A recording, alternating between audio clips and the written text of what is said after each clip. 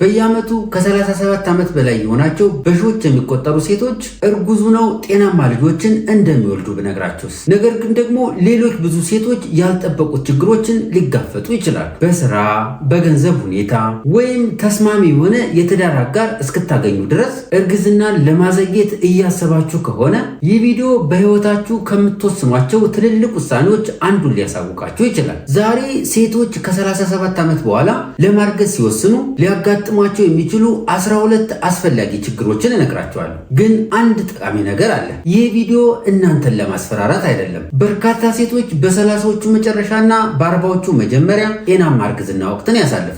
የዚህ ቪዲዮ ዓላማ እውነታውን እንድትረዱ፣ ቀደም ብላችሁ እንድትዘጋጁ፣ የመፀነስ ዕድላችሁን እንድታሻሽሉና የእናንተንም ሆነ የወደፊት ልጃችሁን ጤና እንድትጠብቁ ለማገዝ ነው። በተለይ በዚህ ቪዲዮ መጨረሻ ከ37 ዓመት በላይ የሆናቸው ሴቶች የሚሰሩትንና የመፀነስ ዕድላቸውን በቀስታ ሊቀንስ የሚችለውን አንድ ትልቅ ስህተት እነግራቸዋለሁ። ለዚህ ቻናል አዲስ ከሆናችሁ ስለ ሴቶች ጤናና ስለ ተዋልዶ ጤናን በተመለከተ መረጃዎችን የማቀርብበት ነው። ታዲያ እንደተለመደው ቪዲዮውን ላይክ እና ሼር በማድረግ ጀምሩ። እንዲሁም ቻናሉን ሰብስክራይብ በማድረግ የደወል ምልክቱን በማብራት ቤተሰብ ሁኑ።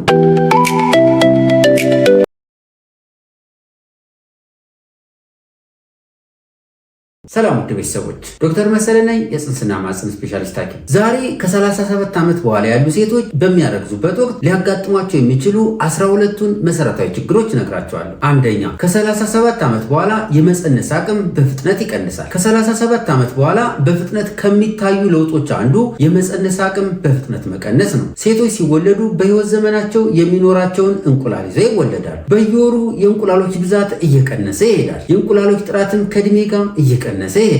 በ30ዎቹ ዕድሜ ውስጥ ብዙ ሴቶች በተፈጥሮ በፍጥነት ያረግዛሉ። ከ37 ዓመት በኋላ ግን ለመፀነስ የሚፈጀው ጊዜ ረጅም ሊሆን ይችላል። ከ6 ወር ይልቅ 1 ዓመት ወይም ደግሞ ከዛ በላይ ሊፈጅም ይችላል። ይህ ማለት ግን እርግዝና ፈጽሞ የማይቻል ነገር ነው ማለት አይደለም። በቀላሉ የሚያሳየው ግን ጊዜ እጅግ በጣም ጠቃሚ መሆኑን ነው። ከ6 ወር ወይም ደግሞ ከዛ በታች ሞክራችሁ እርግዝና ካልተሳካ ጊዜ ሳታባክኑ የሕክምና ባለሙያዎችን በፍጥነት አማክሩ። ሁለተኛ፣ ሊያጋጥሙ ከሚችሉ ችግሮች አንዱ የእንቁላል ጥራት መቀነስ። ከ37 ዓመት በኋላ እንቁላሎች ብዛታቸው ብቻ ሳይሆን የእንቁላሎች ጥራትም እያሽቆለቆለ ይሄዳል።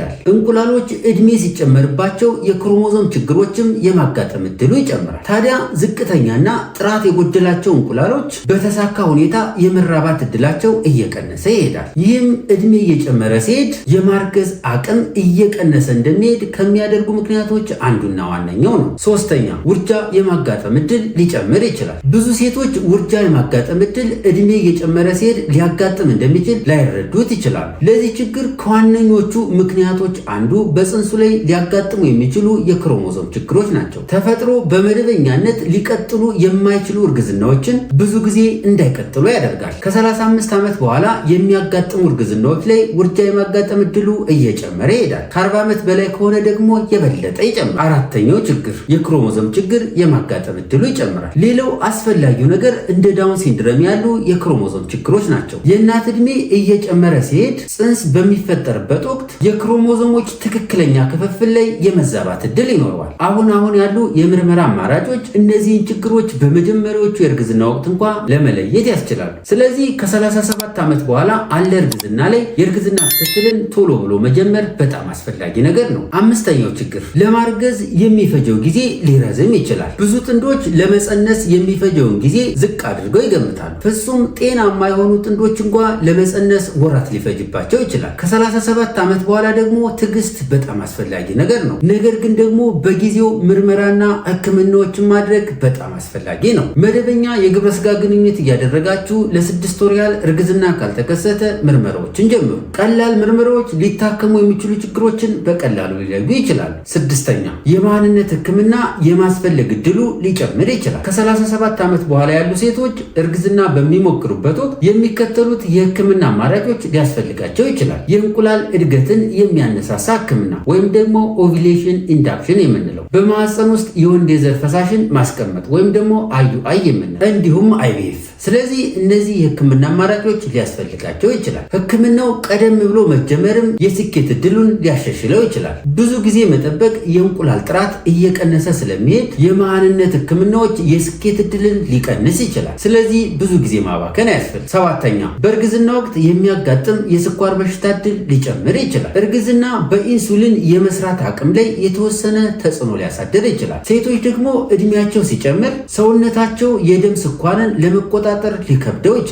ይህም ታዲያ በእርግዝና ወቅት ስኳር እንዲያጋጥማቸው እንደ ምክንያት ሊሆን ይችላል። ጤናማ አመጋገብ፣ መደበኛ አካላዊ እንቅስቃሴ እንዲሁም ተገቢ የሆነ የእርግዝና ክትትል ማድረግ ሊያጋጥሙ የሚችሉ ችግሮችን ለመቀነስ ቁልፍ ሚና ይጫወታል። 8ኛ የደም ግፊትና ፕሪክላምሻ የማጋጠም እድሉ ሊጨምር ይችላል። ከ37 ዓመት በኋላ የሚያረግዙ ሴቶች ላይ የደም ግፊት ወይም ደግሞ ፕሪክላምሻ የምንለው የማጋጠም እድሉ ሊጨምር ይችላል። ከባድ የደም ግፊት ደግሞ የእናት ኩላሊትን፣ ጉበትን እንዲሁም አንጎልን ሊጎዳ ይችላል። የልጁ እድገት ላይም አሉታዊ ተጽዕኖ ሊያሳድር ይችላል። ስለዚህ መደበኛ የደም ግፊት ምርመራና የእርግዝና ክትትል በጣም አስፈላጊ ናቸው። 9ኛ በኦፕራሲዮን የመውለድ እድል ሊጨምር ይችላል። በእድሜ የገፉ ሴቶች በኦፕራሲዮን የመውለድ እድላቸው ከፍ ያለ ነው። ለዚህም ብዙ ምክንያቶች ይኖራሉ። በነገራችን ላይ በኦፕራሲዮን መውለድ ውድቀት አይደለም፣ ይልቁንም እናት ጤናማ ልጅ ለማግኘት የምትወስነው ትልቁ ውሳኔ ነው። ሁልጊዜ ከሁሉ የተሻለው ለእናትና ለልጅ ጤና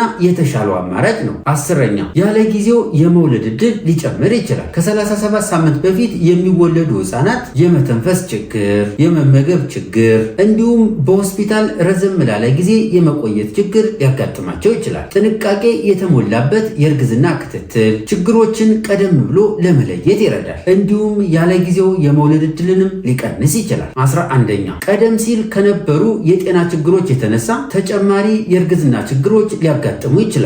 ሴቶች እድሜያቸው እየጨመረ ሲሄድ ስር የሰደዱ የጤና ችግሮች የመከሰት እድላቸው ሰፊ ነው። የደም ግፊት፣ ስኳር፣ የታይሮይድ ችግሮች፣ የልብ ችግሮች፣ ከመጠን በላይ መወፈር እና ሌሎች ችግሮች ሊያጋጥማቸው ይችላል። እርግዝና ከመፈጠሩ በፊት እነዚህን ችግሮች በተገቢ ሁኔታ መቆጣጠር የእርግዝና ውጤቱን በእጅጉ ያሻሽለዋል። ከመጸነሳችሁ በፊት ከምታደርጓቸው በጣም ጥበባዊ ውሳኔዎች እነዚህን ችግሮች ቀድማችሁ ማስተካከል ነው። 12ኛ የስሜት ጭንቀትና ጫና። ከ37 ዓመት በላይ የሆኑ ሴቶች ብዙ የስሜት ጫናና ጭንቀት ሊያድርባቸው ይችላል። ከቤተሰብ የሚመጡ ጥያቄዎች፣ ተደጋጋሚ አሉታዊ የእርግዝና ምርመራዎች፣ የማንነት ህክምናዎችና ጊዜ እያለቀ ነው የሚለው ፍርሃት በጣም ከባድ ሊሆኑ ይችላሉ።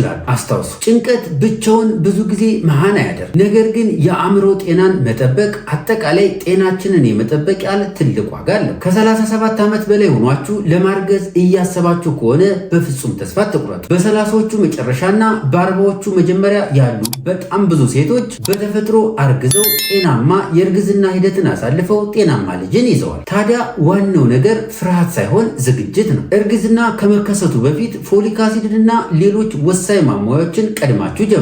ጤናማ የሰውነት ክብደትን በአግባቡ ጠብቁ። በመደበኛነት አካላዊ እንቅስቃሴ አድርጉ። ከማጨስ ራሳችሁን አረቁ። አልኮልንም አብስታችሁ አትጠጡ። ያሉባችሁን ስር የሰደዱ የጤና ችግሮች በተገቢ ሁኔታ ተከታተሉ። እርግዝና ካልተፈጠረ የህክምና እገዛና የምክር አገልግሎት ለማግኘት በፍጹም አትዘግዩ። የማንነት ምርመራዎችን ቀደም ብላችሁ መመርመር የበለጠ የህክምና አማራጮች እንዲኖራችሁ ጊዜ ይሰጣችኋል።